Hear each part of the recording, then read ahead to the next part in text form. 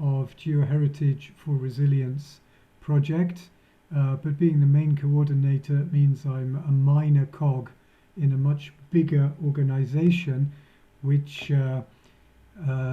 is run by a young cohort of scientists. So Mahar is part of that, I am part of that, and Nina and Naomi are also part of that.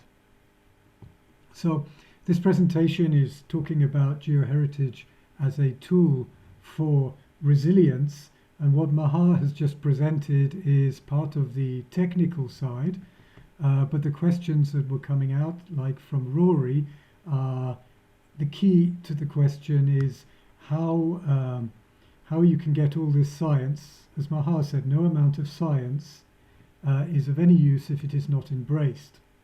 And Geoheritage is a tool for embracing science.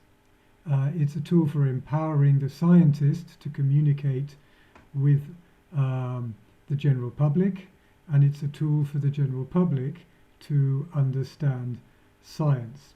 So the context for this is the Earth. So in this image here, we see a picture of an area just 20 kilometers from where I am sitting now. This is the Chaîne de Puy chain of volcanoes above the Liman Rift, which you can see in the mists on the right-hand side. So the Earth is the important element for us. It's where all life starts, and if we mess it up, which we do, it causes us problems. This is what causes natural risk to us. So we have the Earth, as written in yellow. We have life, which is sustained by a combination of air, water, and earth. And you could call us the bugs in the biosphere, and most of the time we are behaving like humbugs, which means, as I say, we tend to mess the system up. But we also give the system meaning. The system depends upon us giving meaning. So let's get on to some definitions, but first about the Geoheritage for Geohazard Resilience project. So it comes under the banner of UNESCO here, and it is the International Geoscience Project, which is run by IUGS and UNESCO, which is supporting this program. And we have a world network. These are the sites that were put into the initial proposal, and now we have more and more sites around the world being included. And then so it's a world network of geoheritage sites which are dealing with resilience. We have the website, which Nina is ably managing at the moment. We are engaged in social media, and we are doing the webinar at this moment. We also have field workshops. We've already had one in Colombia. We have local ones around the world. So we've had one in Peru, and events can happen in all these sites, either by moving international people around or using local people, as seen here with Kelly in Peru, who's an architect. So this is one of the main points of the project, is to incorporate different types of people into these projects. And there are specific projects this is the list at the start of the project, and now there are more and more. The International Geoscience Program of UNESCO gives us a small amount of finance. This year, $7,000. But that is a small amount. It's very useful, but it helps us with the UNESCO label to get other funds. For example, I have one project, Geotourism for Resilience, which is related mostly to our activities in Peru, which has given us 36,000 euros. So there are many different projects around the world, and the amount of finance that comes from UNESCO is small, but it's the core of a growing set of projects. But we need that initial seed funding to grow from it. And the project is all under the banner of Geosciences for Society, related to the United Nations Sustainable Development Goals. And it started officially in April 2018, maybe 2019, but even before that, we were engaged, for example, in the Philippines with Maha. This image I like very much, which was published in the Daily Express newspaper in the United Kingdom, which shows the global reach of risk elements and the cultural association of myths around this volcano Mayon in the Philippines, enacted through a pyroclastic flow. So I'm going to go through a few definitions very quickly. Well, geoheritage in its essence is the human appreciation of Earth features. So if there are no humans, there's no geoheritage, basically. Here is an example from Ometepe in Nicaragua of geoheritage at work. Here we have a quarry, so we have mineral extraction, which has opened up a scoria cone, a small volcano, in which we can see some beautiful faults, which are extremely useful for the science of the volcano we're dealing with and other matters. There is environmental relationships, because the Earth is providing the material for the biosphere up here. And we have an educational facility for people to come and learn about their environment, but we can also play here. And here are a couple of kids playing the national sport of Nicaragua, baseball. So geoheritage is related to geodiversity, which is just the diversity of all geological elements. And it's anchored in the physical sciences, but it's also anchored in culture. As I said, no people, no geoheritage.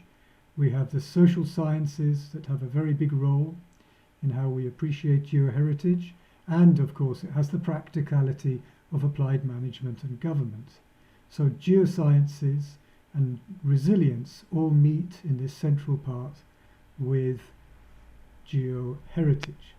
And this is sort of embodied in the Rachel Erin's beautiful logo for our project here. So geodiversity is the natural range of geological things, can be seen in this poster for the Ruta del Sillar in Peru, near Arequipa, where we have a wide range of different geological Earth aspects. We have rivers coming down from the mountains, we have ice, we have glaciers, we have different types of rocks which support different types of soils, which support cultivation, which supports culture.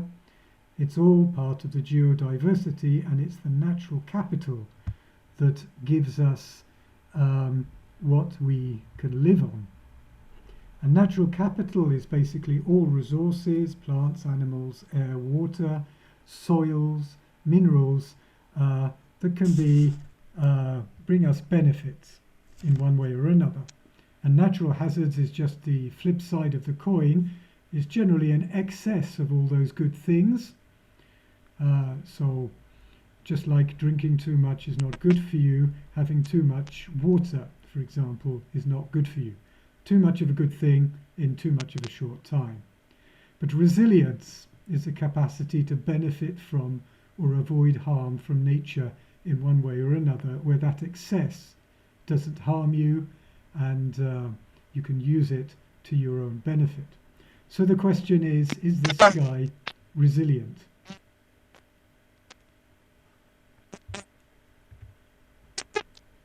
Okay, so resilience, therefore, is the capacity for humans to cope with all their problems.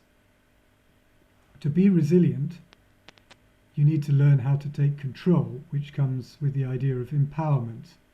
And geoheritage plays a major part in this by bringing together both the environment, the geological environment, people, and scientists to empower all sides.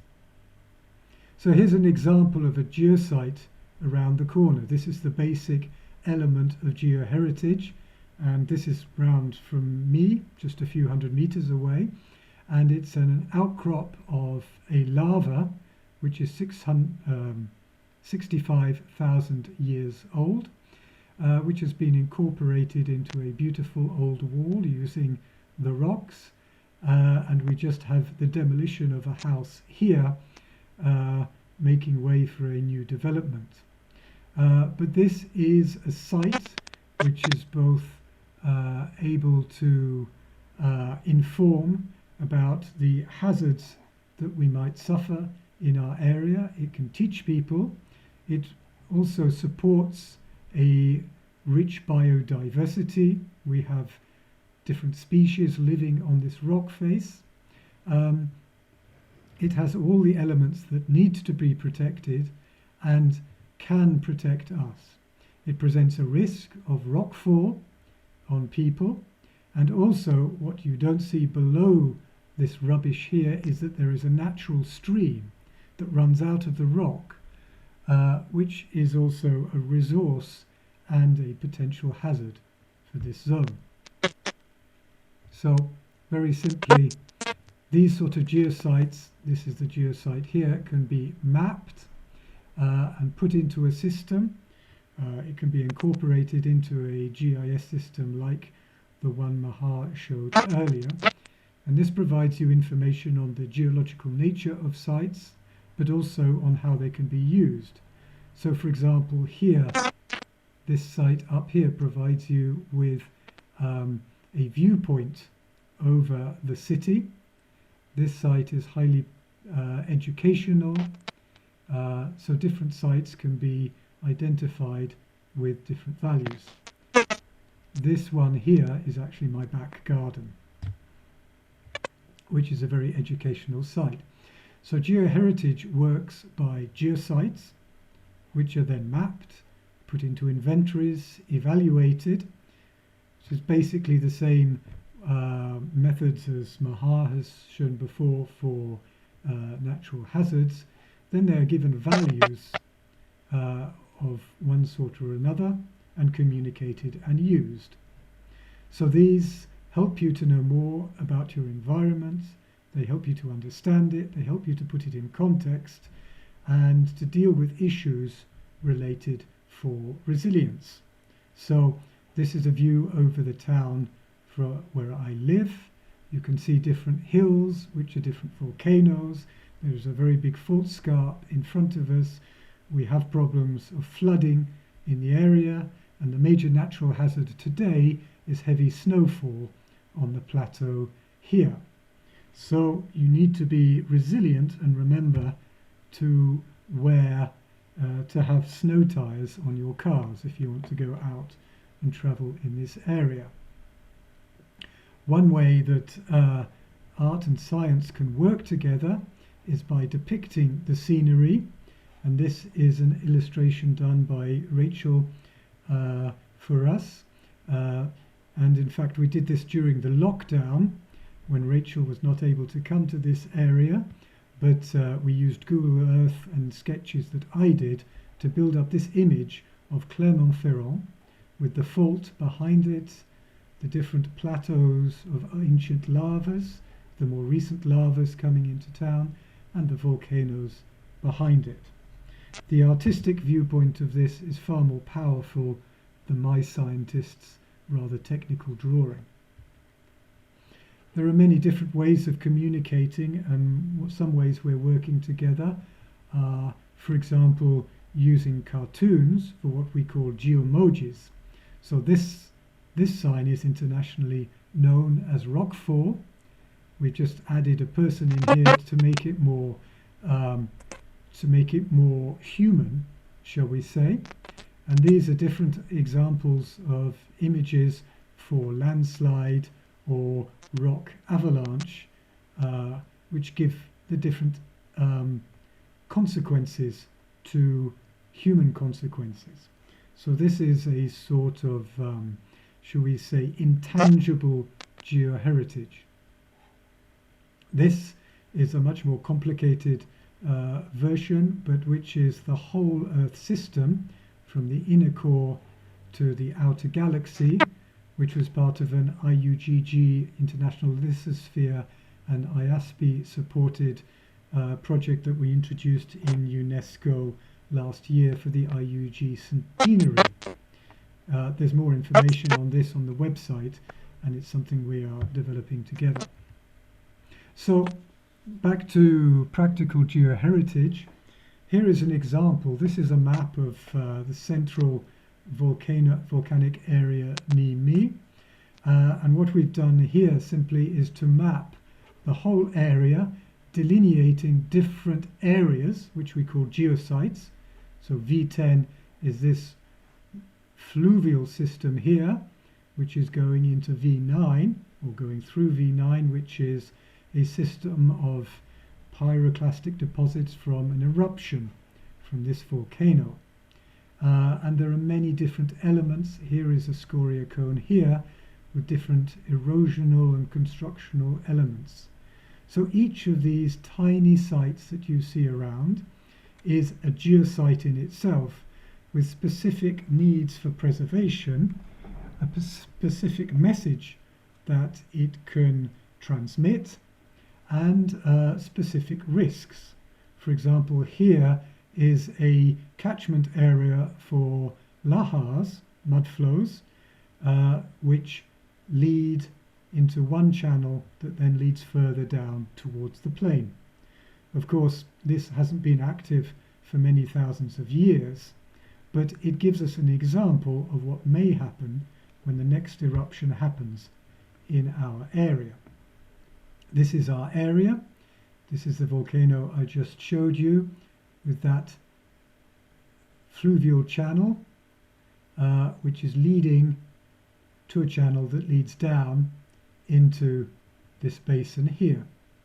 So this shows you the complexity of the area, and this area can be mapped where each of these elements, these volcanoes, these hills or these valleys, can become geosites that are then elements that can be incorporated into an inventory and used not only for protecting the area, but for protecting through increasing knowledge of the risks.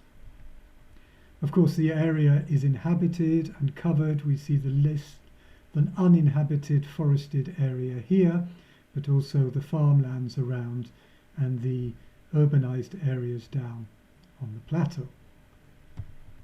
So that's what we have in here. This is a useful map that can be used for planning and dealing with all sorts of territorial problems. Each area can be assessed by a set of parameters. Sorry for the table, and I've lost my circling bits on this. This comes from Victor Vereb's PhD, which he presented on Friday, so he's now Dr. Vereb. Well done, Victor. And his PhD presentation has also been recorded, and with his permission it'll be put up on the site as well. But basically we have two types of criteria in a traditional geoheritage inventory. There's a geoheritage interest, which is about primary geological interest and other elements like educational, rarity of the site, and additional values which can be about the heritage, natural vulnerability, anthropic threats, protection, and can also have risk elements incorporated into it if we wish. And this comes from the French National Inventory here. These sorts of elements can then be displayed on graphs. This is the GAM graph from Vucic et al., which I think Paul Martin and Victor will explain much better in a couple of weeks' time.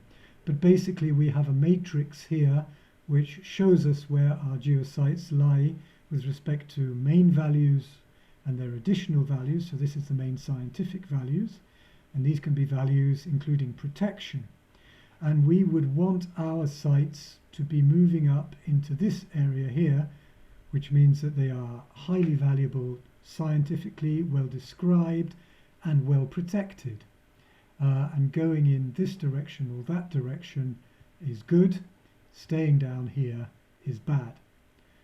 So we have very simple ways that can be communicated with users and actors about how an area is. And of course this could be used also for risk, where you could have a risk index here which could show where your sites are with relation to other values. Here is a practical example that I will go through very quickly. This was presented by Victor in his PhD presentation on Friday, so thanks again to Victor as well. So this is a map which shows a management plan, a possible plan, taking into account resources, infrastructure and risks of the Dalol site in Ethiopia. This is a site that has no management at all at the moment, and this plan is produced with some of our local colleagues from the Afar and Tigray, and it's an example of what could be done. This has no value unless it is enacted with the local population. But having a plan allows you to go and talk with locals to see how things could be done. This is not a site that is only visited by locals. There are international tourists. It's on the border, very close to Eritrea. There are mining concessions. So there are many different elements involved in this plan. And I'd like to point out as well that this area is highly active. It's changing all the time.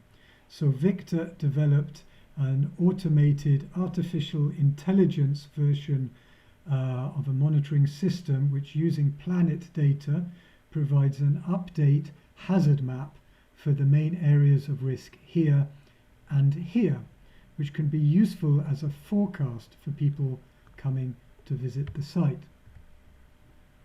So, to get to the end part of this presentation, I'd like to give you a good example, and there's no better example than going to Peru. So first of all, you need time, effort, enthusiasm, people and money to do this sort of project. People and enthusiasm, I might say, are the most important of these, though money helps. And this is the example of the Ruta del Cia, a tourist route from the city of Arequipa in Peru that I introduced early on. And this is a project when we started this Geoheritage for Geohazard Resilience. The Peruvian colleagues from INGEMET jumped in straight away, and they have been perhaps the most efficient of us all in setting up a project.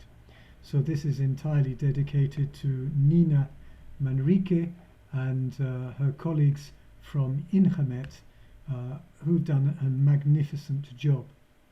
But this job could not have been done without the local stoneworkers, who are very much at the forefront of initiating this project as well. The project would not have started without their mobilization as well. And it wouldn't have started without the local guides. In fact, without a bunch of local people.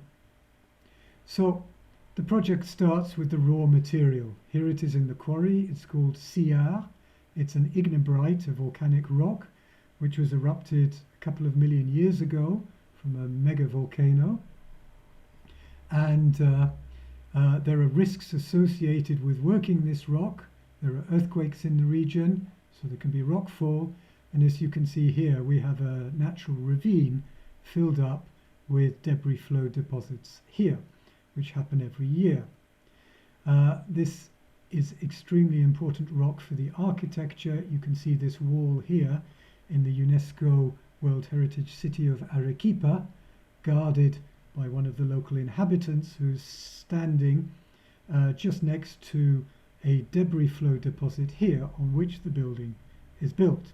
So here we see the inverse stratigraphy that we see in the quarries. And knowing more about your environment and your rock aids the resilience. So architecture is one very important part of this project. Locals are an extremely important part, because without locals you cannot do geoheritage, and especially the artisans who work this rock. They are both commercial extractors, miners, but they are also artists who turn this rock into a beautiful element. Tourism is something that has come into this area, not only related to the World Heritage Site, but how the rock is extracted. And all this leads to the possibility of a resilient environment if everybody works together towards that. So here are an example of a quarryman showing how to extract rocks to local Latin American and international tourists. We have all three of the types of tourists here. And this guy is more than 80 years old. He's extremely strong, extremely knowledgeable in the rock, and his view of nature and the rocks is extremely important in helping us communicate and understand. His sort of know-how goes into the guides, who translate it into the message to the tourists. We have a couple of scientists here who join in and learning, and a donkey which has been carved by the artisans here, showing you just how able they are to turn the rock into art. So Geoheritage for Resilience is all about knowing a territory and having a sense of place, and that comes from consulting with the local people and understanding their view of the territory. And here are the local artisans drawing their view of the origin of their quarries. And this was an extremely interesting exercise that enabled us to understand their viewpoint and to communicate our viewpoint. It wasn't just the locals, it was the architects, people from the local council, the architects, the geologists are drawing. Everybody is incorporated and drawing. Even the lawyers were drawing here. And so it's a way of organizing a territory. The locals have already got their association, so they're already organized. We're just giving them an extra framework through Geoheritage to do that. And it can help make the territory official by, with the Geological Survey, bringing in an official label for them. They were already organized as their way of extracting the stone is part of the Peruvian national cultural heritage. So we share knowledge, we have stronger links, and this is engraved in the CR rock in the quarry. So we're going to have 4-meter high panels telling the story, the geological story and the hazard story. They're going to be information leaflets, panels, animated film, and we hope to even incorporate dance and other cultural activities with that. So it's empowerment with local populations, in the sense it's them as much as us who are doing the empowerment. So what we want is to be understood, for them to be understood, for which we need a narrative, we need stories to be told. So Geoheritage must tell a story, and the science on its own is not enough. Not at all. So, to conclude from this, geoheritage can lead us to resilience. It's a way of getting there, and sustainable development by making this link between human culture and the earth. And it's a way of starting from first base to do societal geology. It combines the geological with the human aspects, and it uses, protects and manages natural capital in one way or another. And it of course promotes dialogue and empowerment of all elements. So to finish off, here is the core group that started off last year, in fact the year before last year in Colombia. We have myself in the middle, Marie-Noël, the secretary of the project from Mexico, Nelida, who is the genius who has set the project going with Rigoberto from Injamet in Peru. We have Sylvia, who started a project in Ecuador, and we have Marta and William from Nicaragua. This was the small group. It's got much bigger even during the week that we had in Colombia, and is now a global project. The point is, all these people are going to be presenting in one way or another in future seminars, or their colleagues. So it's out with the old and in with the new for the rest, starting of course with Pal and Victor from the Hungarian cohort, who will start in the second session on the 22nd of December. So that's enough from me. I'm going to stop sharing so I can see you all. Thank you very much. Thank you, Ben. It was really interesting. I don't see any questions, but I have one. Do you know if in Peru they still continue the workshops now, or did for in the lockdown? It's finished. Yes. We've had several workshops with WhatsApp.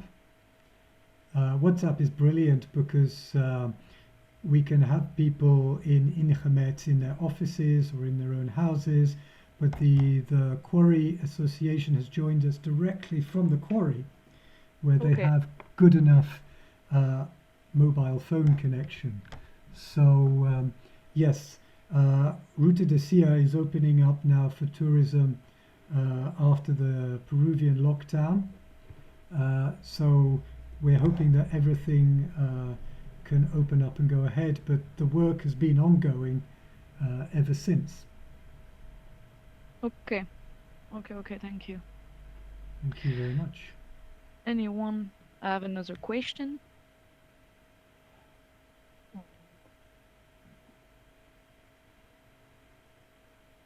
I think it's okay. Well, that's good. So yeah, that's good. I don't know how to. Can I talk? Yes, of course. Oslo. Hi, Ben. Hi, everybody. I don't have a question. Let me put my camera, which is the wrong camera as always. We see you in profile. I know, because I have two screens and I don't know which camera I'm on. So that is my problem. Hi, everybody. It's me, correcting my computer. I am Muslim and I just from UNESCO. I am looking after International Geoscience Program, and I am working with Ben as much as I can. And I just want to thank Ben and whole team of IGCP 692 for organizing this great webinar series. I myself, as a structural geologist and volcanologist who did her PhD in Clermont-Ferrand before arrival of Ben to Clermont-Ferrand in 1998, I learned lots today. So I would like to personally thank to this team about this series and this great introduction. It's really useful, and I will share. I think you're recording. So we will make sure that recordings and all the data will be shared in our website, at UNESCO website, and within UNESCO communities, so that many other people can learn as I learned today. Thank you. And if you need any connection with any other areas, Ben is your first contact, but I will be happy to do as much as I can. Thank you very much. Yes, thank you very much, Özlem. It was very important that you joined in and gave us an introduction. So yes, I would like to second that. Özlem is, with her team, is running a tight shop in UNESCO. There are many, many projects. We had a meeting yesterday with the committee that judges the projects, and it's astounding how many different types of projects are being supported. Geoheritage is a major theme for this year, and we're very pleased to see quite a lot of projects coming in on that. But the UNESCO International Geoscience Project is a wonderful way of initiating projects and getting people in contact and working together. And this project is the first Geoheritage project International Geoscience Program had. So it's our first baby, and we're happy to see this year we have newcomers. But I'm also grateful and thankful to Ben opening this door to us, a new area, and it's really powerful. I see 40 people connected, and this will be disseminated to wider audience. So thank you both for today's lectures. Bye. Thank you very much. I think we have two questions. One from Mohammed. If you want to turn on your microphone, you can ask your question. Hello, Mohammed. Mohammed. Or maybe I will just read it. So thanks you for a great presentation, Professor Benjamin.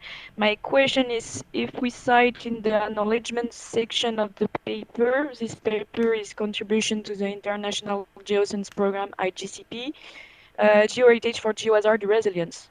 So this is Sure. We already have a certain number of publications like the ones that Victor Vereb has done in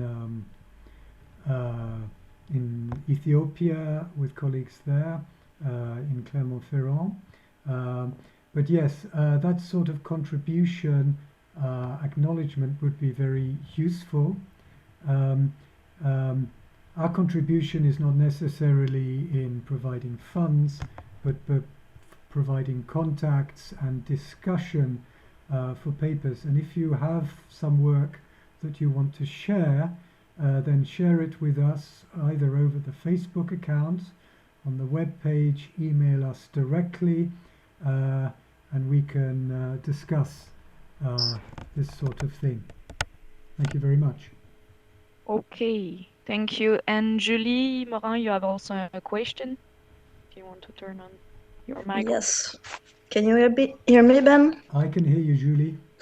Okay, so it's maybe a weird question, but I was wondering, in the places where you have hazards that might threaten the population and you want to raise the awareness, do you think that when we know that hazard might strike, but we don't have any more geoheritage in place, do you think it could be efficient to recreate some form of geoheritage settings, like fake outcrops, or I don't know, that kind of things?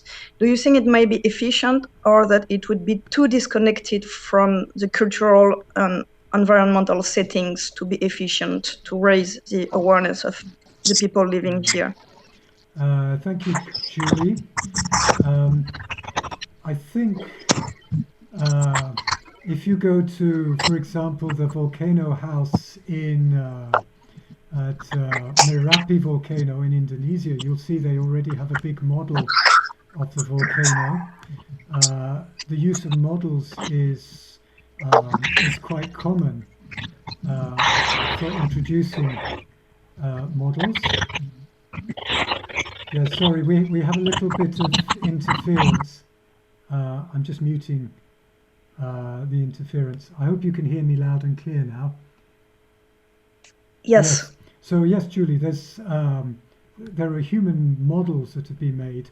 I like the idea of recreating a disaster. I'm almost sure that has been done already, but there are hybrid ways where, for example, Japanese colleagues have talked to me about tsunami heritage, maintaining buildings that have been destroyed. I do remember the 5 years I spent in Managua in Nicaragua, getting up every day and taking the bus next to a destroyed building from the earthquake in 1972. That makes you think very clearly about what you do during the day if you have a reminder like that. I think there's a great potential for making elements. There's an excellent civil defense museum exhibition in Arequipa in Peru, which just does that. And I might say virtual reality is also a potential use for that. And perhaps we should get someone to present some of the virtual reality modules showing, for example, lahars and flows coming in to topography. But yes, signage is also very important in that regard. Thank you. Hi, Shireen, Ben. would you like to say something? Yeah, me? Yes. It's you. Naomi. Oh, Yeah, I hi, wanted Naomi. to add something. Hello. Yes. Hello, Naomi. Regarding that, because I'm doing the talk on Monday with some people in Oxford. I forgot the name, but I'll add to that. But basically, what I'm trying to propose actually for a PhD or something is how do we remember or keep the heritage of past geohazards, especially in areas where we have very few recurrence of, for example, volcanic eruption, like big ones like Taal or Pinatubo is a very long recurrence volcano. And one of the things that I'm trying to look into or work on is that we have historical records and historical stories of these eruptions. And since they are not tangible, one of the challenges in our geoheritage of past stories is that they're not tangible. And I think one way of making them more tangible or more accessible to people is adding them to the tourist areas and keep recounting the stories. So, for example, in Taal, one of the big churches in Taal has been affected by the largest eruption of the volcano, and it's actually a tourist spot. But nobody talks about the big eruption and the effect of that eruption on the church. So one potential is just to add that story to existing tourist sites and cultural sites as one way of highlighting geoeducation and reminding the people of the hazards that exist in their areas. Even if they did not live through these big eruptions, they still have that oral tradition, of that disaster, and the awareness remains. So I think that's one way also of making this lost geoheritage remembered. Ben, Yes. yes, I wanted to underscore what Naomi said, because this is where a lot of my work has been concentrating in the last few years. Naomi, we should talk, okay? One of the things that has concerned me is specifically that, and I think it really changes the narrative, because without signage, without information, without remembrance, without memory of these large events, there is a slight chance, well, more than a slight, that people will be resilient. People are not being made resilient because the narrative doesn't include this disaster. And some of the ways we exclude this is by not indicating where something has happened or where something has been destroyed or removed from the landscape simply because a disaster occurred 500 years ago. And so people just think of it as, oh, that happened in the past, but they don't recognize how relevant it is to them and their preparedness for an upcoming or possible upcoming event. And I think it really impacts development as well, because or developers are not looking towards those kinds of events. They're just building buildings. And so you find if there was a flood, a major flood that wiped out an entire town, for argument's sake, we can go back and build there simply because there is no memory. And then we put the current population in danger because we have not indicated in the narrative these particular scenarios. So I think it's very, very important, whether we're going to build museums or just sites of memory. And this absence heritage idea is how I plan to extend the definition when I do my talk in February. It's very, very important for us to expand the narrative beyond what we walk about and see every day. But if you walk around and you see a sign that tells you that this hazard, this disaster occurred, or this is a new church built 100 years ago because the original one fell down completely. Here's a picture or a drawing or something. Every day you walk by that, it reminds you, but it also creates that frame of mind and that perspective to be prepared. So I thank Naomi for that, and it really underscores some of what I've been doing. So validation. Thank you, Shireen. Nina. Thank you very much, Sharon and Naomi.